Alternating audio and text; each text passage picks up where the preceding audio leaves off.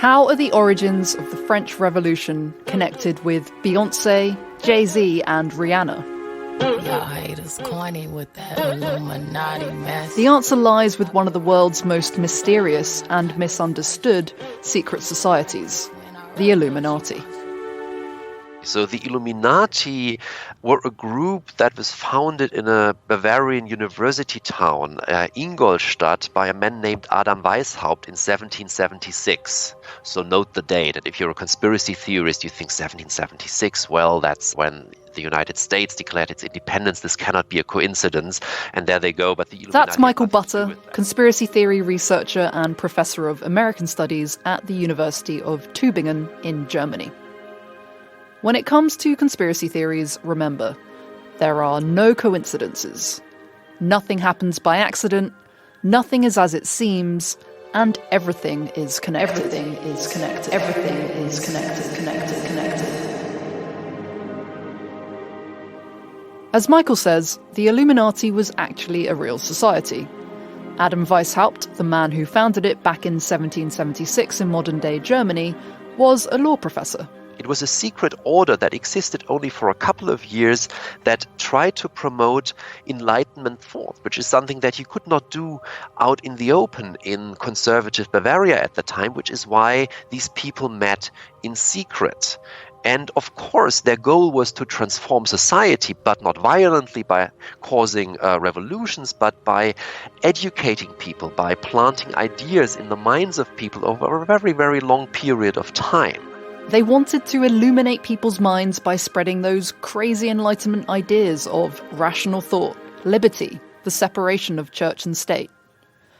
In reality, this secret society was short-lived. The authorities found out about their activities, and by 1788, the Illuminati order was disbanded.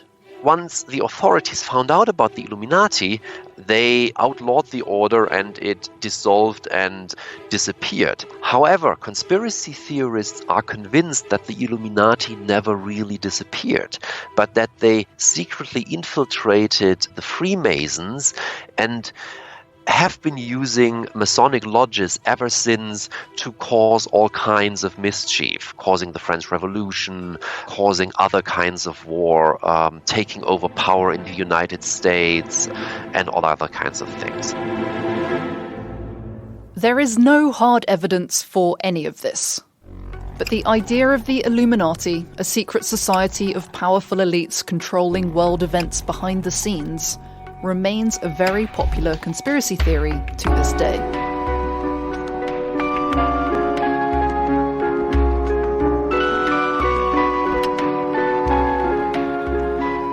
You're listening to The Expert Guide to Conspiracy Theories, a podcast series from the Conversations Anthill podcast. I'm your host, Annabelle Bly. In this episode, we are going to be exploring the history of conspiracy theories. As we heard in part 2 of the series, some researchers say conspiracy theories are as old as human civilization, that being suspicious of other people is hardwired into our brains. But a lot of historians argue that what we think of as a conspiracy theory today actually emerged during the Age of Enlightenment and the 18th century in particular. Here's Michael Butter again. And this makes a lot of sense because the conspiracy theories that we still know today about Freemasons, about the Illuminati and other secret societies really emerge at that time in the context of the American Revolution and then later the French Revolution. The complexity of modern conspiracy theories is very different, Michael says, to those suspicions people may have had of conspiracies going on, which have probably always featured throughout human society. We need to distinguish between maybe an orally articulated suspicion, I think these two people are up to something, and what we understand when we say conspiracy theory, which is the collecting of evidence, the constructing of a narrative that ascribes motives to a specific group, that interprets events in a specific fashion, claiming that things are not what they seem, that there is something going on beneath the surface, that there are secret connections between people that nobody is aware of, this is very different from pointing to two people who are standing in a corner and saying, I think they're up to something, I think they are plotting something.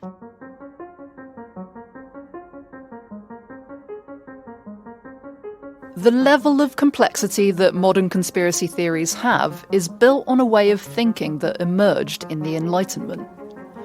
This is a period of history that started in the 17th century and is seen as the birth of the modern era. You had famous thinkers like Thomas Hobbes, John Locke, Jean-Jacques Rousseau and Thomas Paine emphasizing the power of human reason and of the scientific method. This followed off the back of the Renaissance, which started this big shift in European society away from religious dogma. The idea of the individual emerged, with people increasingly emphasizing human agency over God's will in dictating everything that happens in life. Many researchers argue that this way of thinking is fundamental to modern conspiracy theories. I think that for modern forms of conspiracy theories, we need something like a modern understanding of the human subject. We need the idea that humans can actually act meaningfully in the world. There might be religious actors involved as well. There might be supernatural actors, God, the devil, demons, whatever involved. But humans also need to possess agency. So you need a certain perspective on the human subject. And this, one could argue, is something that only emerges with the transition from the early modern period to the Enlightenment. It's not that people stopped believing in God altogether, but there was a decline in the belief that everything that happened was controlled by God. And this idea that the world was moving toward the end of history as God planned it. And this is an idea that is challenged more and more during the late 17th and the 18th century, when other ideas about religion become more powerful. For example, that God has created the world but does not interfere with the daily business. Conspiracy theories move into this vacuum. People thought, if God isn't pulling the strings, then who is? In fact, believing in conspiracy theories was something that was completely accepted and quite normal at the time. People don't have the instruments of the modern social sciences at hand. They are not ready to accept that it's all chaotic and contingent and that there's lots of coincidence. So conspiracy theories step in and they fill this gap, because conspiracy theories effectively allow you to stick to the old religious narrative, but at the same time they allow you to secularize it, because now it's no longer God who is pulling the strings in secret and controlling events, but it is the conspirators. So the course of history is still very ordered. You can exclude chaos, you can exclude unintended consequences. It is only now that there are evil people responsible for it and no longer a benevolent God. This major shift in the way that many people in the West thought converged with some major political upheaval in the 18th century. American independence and the French Revolution. To find out more, I spoke to Andreas Ernefors, Associate Professor in Intellectual History at the University of Gothenburg in Sweden. He says the French Revolution really cemented conspiracy theories as a valid explanation for political events. The first establishment of a secular republic occurs on the other side of the Atlantic in the United States, but it becomes really dangerous when it happens in the middle of Europe, in one of the oldest kingdoms of Europe, which is France, which is completely turned upside down. The old order is transformed into a secular republic. It's hard to stress how significant the French Revolution was. People demanded answers to explain the upheaval that took place, and they looked for someone to blame. I think that there are two things that are absolutely necessary to point out here. The one thing is that the change came so rapidly. Within a couple of years, you were going from an absolutist monarchy that is underpinned by Catholicism as a state ideology to a secular republic where religion is completely wiped out as the foundation of statehood. So it is a radical change. The second thing is how violent it was. The revolution had many stages. There was a civil war, there were executions, and a reign of terror by the new secular government that came into power. And the bloodiness of the conflict and the violence that is attached to it makes people put off, because in the first phase of the French Revolution, you find some sort of endorsement among European intellectuals who say, what's this, what we told you? If a country does not reform according to the spirit of Enlightenment, you will have these internal conflicts. Or look at America, they are living a prosperous life now. They have cut their ties with the British crown. So the French should be able to do the same thing, and so on. But when the revolution really turned violent, and when they started to kill their own people and even the king, which still was a sacrilege, so to speak, then you come into a situation where the speed and the violence had to be explained to people. This gives rise to a conservative backlash, both by people in France who wanted to turn the clock back on the revolution, and by people in Britain who were afraid the violence would spread across the Channel and Britain too would be transformed into a secular republic. So these two movements, the conservative backlash and the British interest for self-preservation of their form of government, intersected into a powerful movement that tried to explain away the agency and to paint it as something dark that had orchestrated this entire development. And so the Illuminati conspiracy theory was born. Remember, the Illuminati order was a real society founded in 1776 to promote Enlightenment thinking. Despite the fact that it had already been disbanded by the time of the French Revolution in 1789, the Illuminati was blamed for it, along with others labelled radical enlighteners. Andreas says the Illuminati were accused of masterminding this whole set of events. People thought it was part of their master plan to turn the entire system upside down. So as a blueprint to say, okay, we are going to mind control the population with the values of the Enlightenment. We are going to put books in the hand of the populace so that they can make up their own mind. Then we are going to attack the sacred institutions of our countries. And then we are going to lead a violent upheaval that will result in the abolition of the crown and the church. That's what people thought the Illuminati's plan was. There were forces in France who expressed these conspiracy theories and were part of an emerging coalition against the new republic. And there were those that had fled France and were living in exile in Britain. One influential voice was a Catholic priest named Abbé Baruel, who wrote a book about the revolution that blamed the Illuminati for orchestrating it. A Scottish scientist called John Robison also picked up on this theme. He wrote a book called Proofs of Conspiracy, again blaming the evil forces of the Illuminati and Freemasons for working together to instigate the French Revolution and spread chaos. This found fertile ground in Britain because Britain was afraid that the French Revolution would tip over. We had the Irish Rebellion that was ongoing and that broke out in 1798, and both Baruel and Robison were popularized in the media. For certain political groups, the Illuminati became the bogeyman for dark forces at work in the world. Something they could blame for things that were going wrong, and something politicians could point to that people should be afraid of. The Illuminati was used to help people make sense of the French Revolution, and became a central feature of European politics well into the 19th century.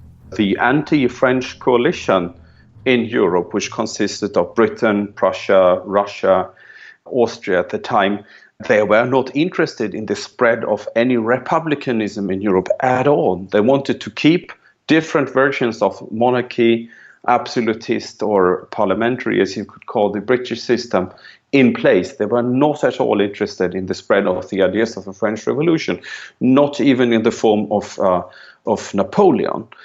So you have this high goal in international politics. We don't want to have a system change. And then how does that translate into domestic politics? Domestically, the conspiracy theory was used to suppress freedom of association. There was a big uprising against British rule in Ireland in 1798, the Irish Rebellion, and there were various groups pushing for more political power for the masses in England. So the government pointed to dark forces at work behind the scenes that were trying to destabilise the system. They used this to stop groups from meeting up to discuss dangerous ideas. The Illuminati conspiracy theory also took hold in America at the same time. Michael Butter told me how the second president of the United States, John Adams, believed that the Illuminati were targeting his new government. And much of the legislation of the Adams administration, including the Alien and Sedition Acts... These laws made it easier for the government to deport foreigners and made it harder for immigrants to vote. ...can only be explained against the background of this Illuminati scare that gripped New England and especially Adams's Federalist Party at that time. But Michael Butter says it's important to recognise that the American Revolution didn't just give rise to conspiracy theories. They had actually been a driving force in the move for independence a few decades earlier. The American Revolution can be seen as the result of a large conspiracy theory that was held by some of the most prominent founding fathers, including George Washington, Thomas Jefferson, and also John Adams. They believed, or slowly came to believe during the 1760s and 70s, that what the colonies were suffering from were not some unfortunate measures by the British Parliament, but that they were actually the victims of a huge plot orchestrated by the king's ministers and also King George III himself against liberty everywhere. And as the famous American historian Bernard Bailyn already showed in a book from 1967, this legitimized for them their revolutionary efforts and was an important factor in leading to the American Revolution and thus to the formation of the United States. This is because conspiracy theories were a normal way of understanding what went on in the world at the time. Hence, they didn't disappear once the new US Republic was established. This is why we have conspiracy theories everywhere in American politics, basically into the 1960s. Conspiracy theories promoted and articulated not by some people on the fringe of society or the fringe of politics, but really at the center of power. Throughout the 19th century, Michael says you can see various conspiracy theories talked about by everyone, including intellectuals, scientists, even spiritual leaders. They are referenced in newspapers, in the speeches of political leaders, letters, and there are even books about them. And therefore we can just conclude that this is something that was absolutely integrated in the mainstream, that was absolutely central to American politics and actually American culture at that time. And in fact, once we approach the culture from that angle, it's difficult not to see conspiracy theory anywhere in 19th century American culture because it truly is everywhere.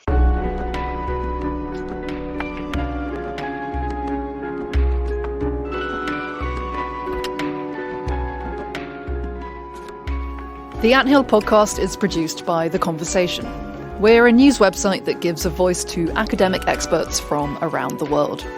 The Conversation is a charity. We don't have ads, we don't have corporate backing, and we don't have a paywall. Our support comes largely from universities, charitable institutions, and donations from people like you. If you'd like to invest in experts and help spread their message to a global audience, please consider donating. Go to donate.theconversation.com/UK. That's donate.theconversation.com/UK.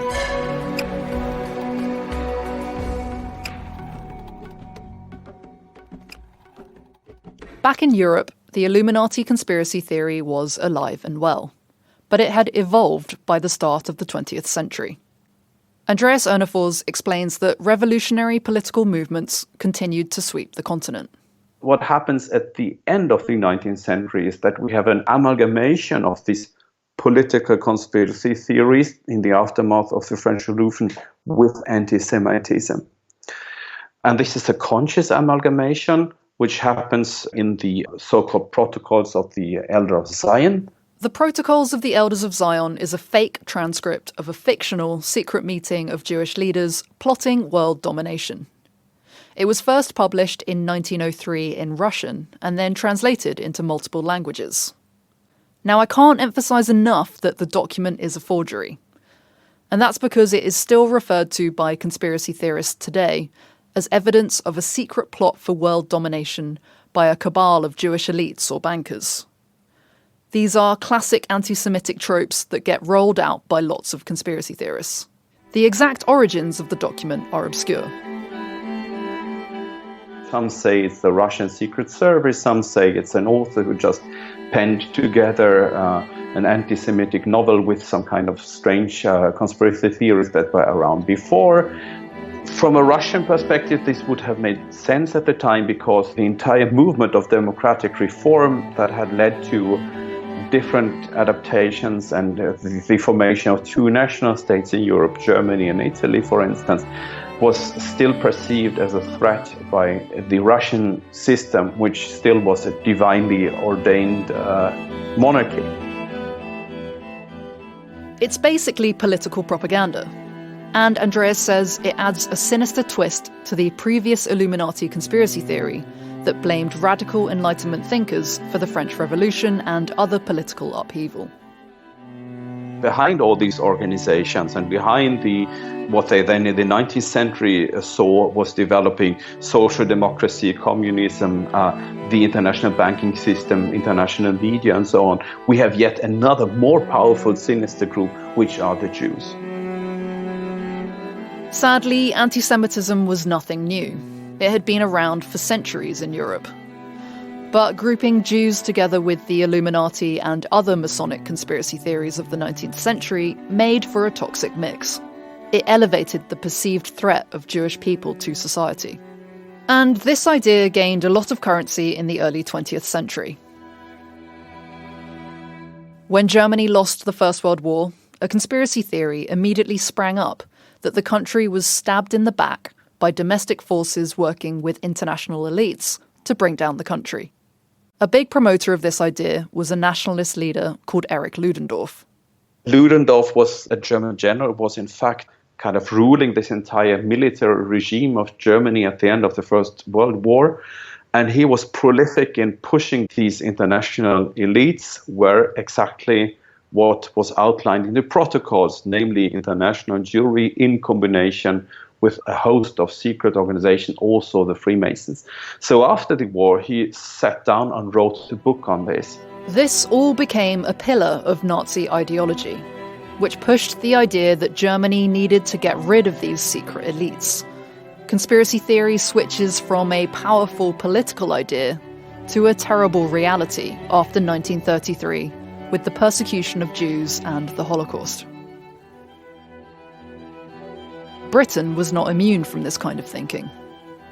The idea of the Illuminati working behind the scenes to control world affairs was picked up by a popular author in the 1920s called Nestor Webster. I spoke to Lindsay Porter, who's written a book on the Illuminati, about Webster. She wrote a series of history books that were all purporting to be, the kind of secret truth of the history of the world.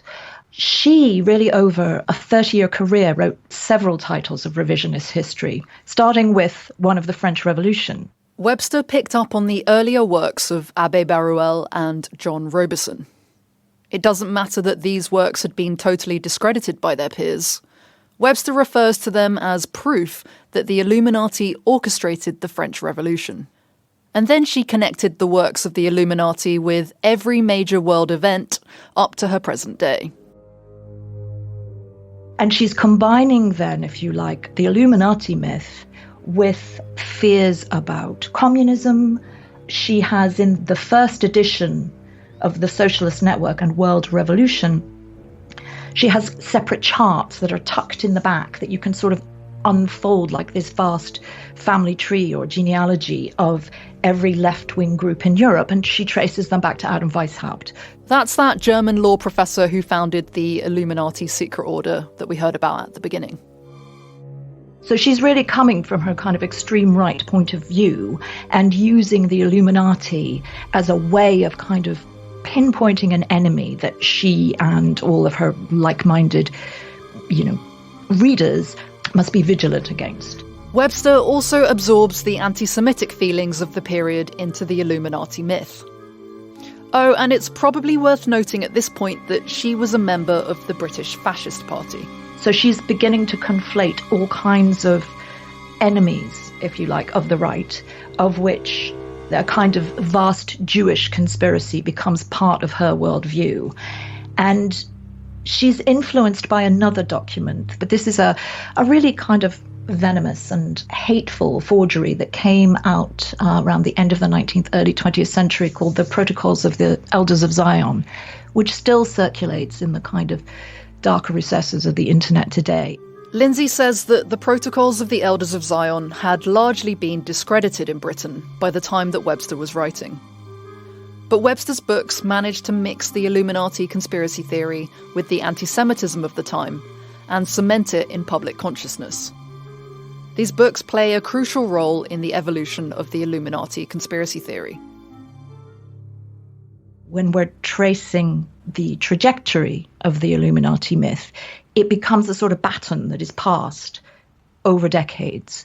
So while Nesta Webster is being discredited by anyone with any knowledge of history, with anyone who is opposed to her politics, with anyone who is, quite frankly, not going to take an historian seriously who is blaming world events on secret cabals, in terms of her contribution to beliefs and conspiracy theories, she actually is quite significant because, you know, she has published these 7 books. She sticks to her kind of worldview.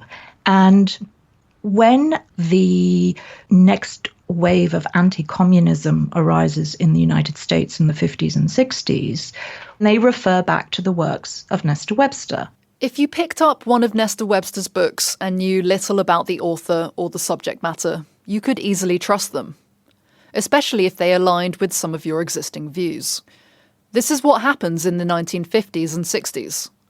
Webster's ideas get transplanted to the US, where they are picked up by conservative groups concerned with fighting communism. One group in particular cites Webster, the John Birch Society, which was founded in 1958 to defend the US against the threat of communism. The John Birch Society saw the US as a country pitched in a grand battle of good versus evil, light versus darkness, between the spirit of Christianity and the spirit of the Antichrist. It saw the Illuminati as behind the communist forces of chaos in the world. And a lot of its work underpinned the anti-communist witch hunts of the McCarthy era. While all of this is going on, people are increasingly beginning to question the legitimacy of conspiracy theories as a way of understanding the world. We heard a little about this in part 1 of the series, which explored how the term conspiracy theory only became a pejorative in the middle of the 20th century. The Illuminati played its role in this too. The level of influence the order was deemed to have by groups like the John Birch Society had become so grandiose and all-encompassing that elements of the 1960s counterculture began to parody it. Here's Lindsay again. So the seed was originally planted in an underground newspaper available in New York's East Village, which in the 60s and 70s was really the epicenter of the East Coast counterculture. And this newspaper had an elaborate chart, not dissimilar to the one that Nesta Webster had seriously produced. And it documented the interconnectedness of, among other organizations, the Communist Party, the Federal Reserve and the Bank of America, the House of Rothschild, the quote-unquote Elders of Zion, secret societies such as the Rosicrucians, the Freemasons and the Shriners. And so far it was very similar to what the John Birch Society or Nesta Webster had produced. But what made it different was that they included also figures and groups from the counterculture. So they have hippies in it, the Black Panthers and other leftist groups like Students for a Democratic Society. Lindsay says the parody became too big to contain in a single chart and morphed into an enormous 800-page trilogy called Illuminatus. And it was the work of one Robert Anton Wilson, who at the time was an editor at Playboy magazine. And he was really mocking the gullibility of what he felt were both ends of the political spectrum when it came to conspiracy theories. And he has this brilliant quote where he says, we accused everybody of being in the Illuminati. Nixon, Johnson, ourselves, Martian invaders, all the conspiracy buffs, everybody. So Robert Anton Wilson and his colleague at Playboy, Robert Shea, published this huge parody. It brings absolutely everything that they can imagine under the umbrella of the Illuminati conspiracy theory. And Lindsay says that instead of killing the conspiracy theory, people start quoting the book as if it's a real exposé. And the Illuminati basically become whatever anyone wants them to be. At the end of the 20th century, the Illuminati myth had been picked up by the Christian right, who equate it with Satanism. The US militia movement sees the Illuminati as agents of the apocalypse and the New World Order. David Icke, you may remember him, former football goalie who had a whole series of very idiosyncratic and personal kind of conspiracy theories, one of which was that the British royal family were members of the Illuminati, but he kind of tied that in with extraterrestrials. The Illuminati feature in Dan Brown novels. They're in the film Tomb Raider. They always reflect contemporary concerns of the time. So it could be massive corporations having too much power, or changes in dominant societal values. One of the more recent incarnations of the Illuminati is the accusation that pop stars like Beyoncé, Jay-Z and Rihanna are part of this secret society. Y'all haters corny with that Illuminati mess. There's a whole line of thought that is suggesting, all of these very successful recording artists are all members of the Illuminati. And I think there's a great deal to unpick there in terms of, I think there's gender issues there. I think there are issues of race there where people are sort of thinking like, oh, hang on, how can these people be so powerful? It must be the Illuminati. At the same time, someone like Rihanna is really playing with that, and she will purposely, in her performances, make a little eye in the pyramid symbol, and that sort of triangle is seen as a kind of shorthand for the Illuminati. There are parallels here with how the counterculture of the 1960s mimicked and mocked Illuminati conspiracy theorists. But it's not all fun and games. There's also a dark side to all of this. Lindsay gives the example from February 2018, when Rihanna faced opposition from religious groups in Senegal when she was visiting the country as part of an education initiative.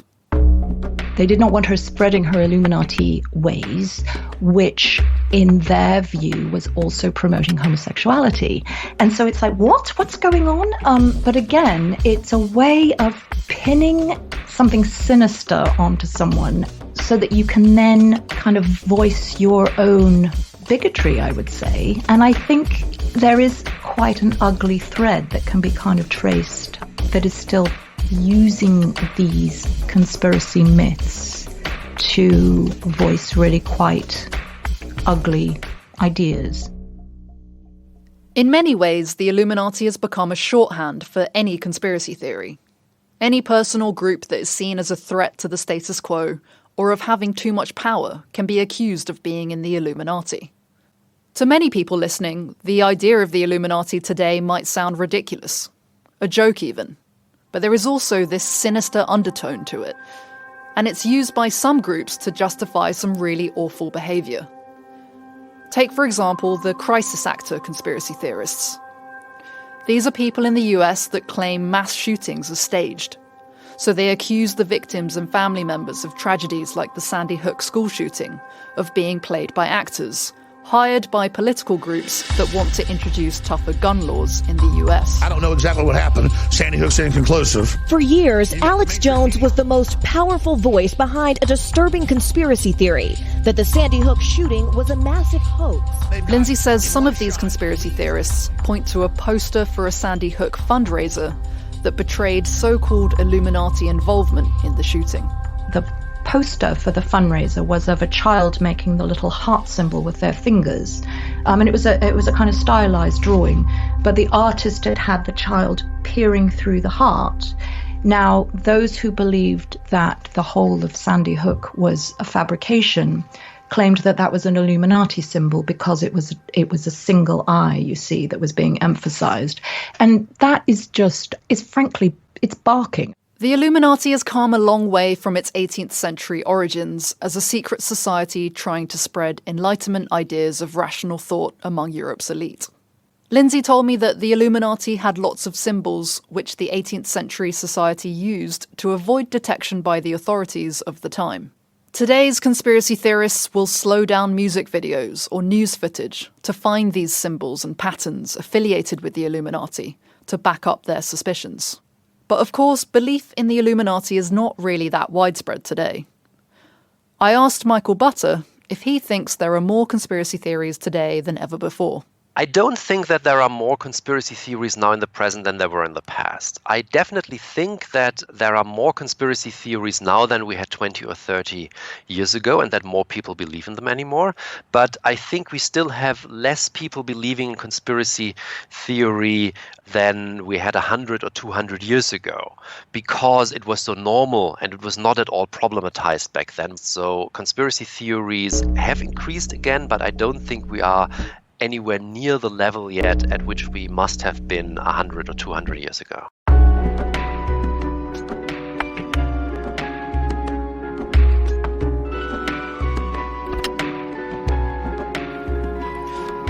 The recent increase in the prevalence of conspiracy theories is, of course, linked to the internet and their heightened visibility. We're going to explore how conspiracy theories spread and just how much the internet has changed the game in our next episode. You've been listening to the Expert Guide to Conspiracy Theories, brought to you by the Conversations Anthill podcast. Subscribe to the Anthill if you're not already, so you don't miss out on future episodes. And please consider leaving us a review wherever you get your podcasts, as this helps more people discover it. If you're hungry for more on conspiracy theories, we've got loads of articles that are free to read on theconversation.com. Thanks to all the researchers who spoke to us for this episode, and City University of London for letting us use their studios. Special thanks to Claire Birchall, Peter Knight and Michael Butter, who've helped bring this podcast into being, and to the Cost Action Compact for funding it. The Anthill is produced by me, Annabelle Bly, and Gemma Ware. The sound design is by Eloise Stevens, with original music by Nita Saal. Thanks for listening. Goodbye.